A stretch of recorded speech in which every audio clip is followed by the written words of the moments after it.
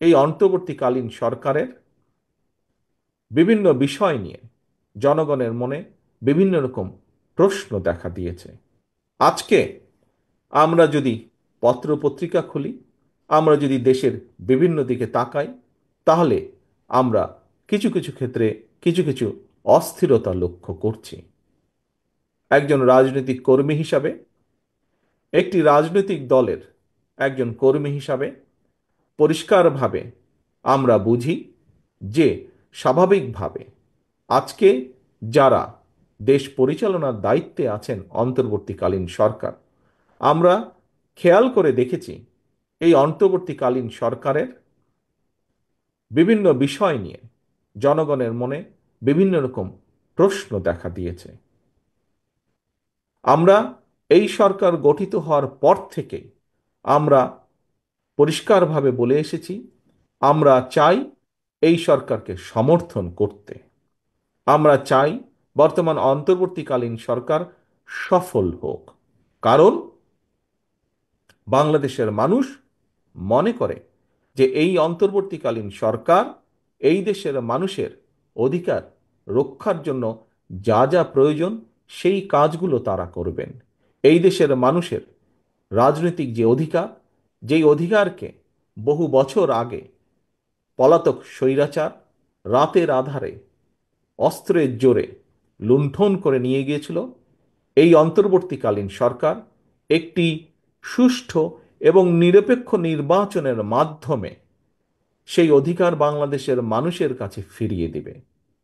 কিন্তু গত কিছুদিন ধরে আমরা অত্যন্ত দুঃখের সাথে আমরা লক্ষ্য করছি সরকারের ভেতরে বিভিন্ন ব্যক্তি বিভিন্ন রকম কথা বলছেন জনগণের অধিকার ফিরিয়ে দেবার ক্ষেত্রে। এর ফলে দেশের বিভিন্ন স্থানে বিভিন্ন রকমের অস্থিরতা তৈরি হচ্ছে। প্রিয় সহকর্মীবৃন্দ, আমি প্রথম দিকেই বলেছি বাংলাদেশে আমরা অস্থিরতা দেখতে চাই না। বাংলাদেশে আমরা চাই, বহু অস্থিরতা হয়েছে, পলাতক স্বৈরাচার বাংলাদেশের অর্থনীতি বলুন, বাংলাদেশের কৃষি বলুন, বাংলাদেশের শিক্ষা ব্যবস্থা বলুন, স্বাস্থ্য বলুন, বাংলাদেশের বিচার ব্যবস্থা বলুন, বাংলাদেশের নির্বাচনী ব্যবস্থা বলুন, প্রত্যেকটি রাষ্ট্র কাঠামোকে ভেঙে চুরে গুড়িয়ে দিয়ে গিয়েছে। আমরা চাই এখন দেশ গঠন করতে। আমরা চাই দেশে স্থিতিশীলতা নিয়ে আসতে।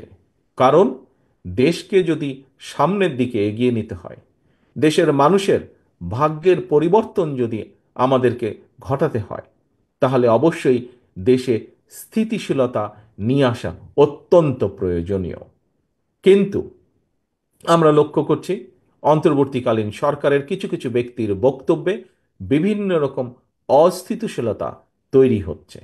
আমরা দেখছি অর্থনীতিতে অস্থিতিশীলতা, আমরা দেখছি সমাজের বিভিন্ন শ্রেণীতে বিভিন্ন অস্থিতিশীলতা, আমরা দেখছি প্রশাসনের বিভিন্ন স্থানে বিভিন্ন অস্থিতিশীলতা।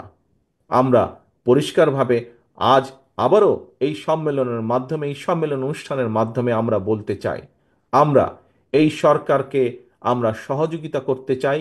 কারণ আমরা চাই এই সরকার যত স্মুথলি, যত সুন্দরভাবে এই সরকার একটি নিরপেক্ষ নির্বাচন অনুষ্ঠিত করতে পারবে, আগামী দিনে গণতান্ত্রিক যাত্রা তত স্মুথ হবে এই দেশের জন্য, এই দেশের মানুষের জন্য।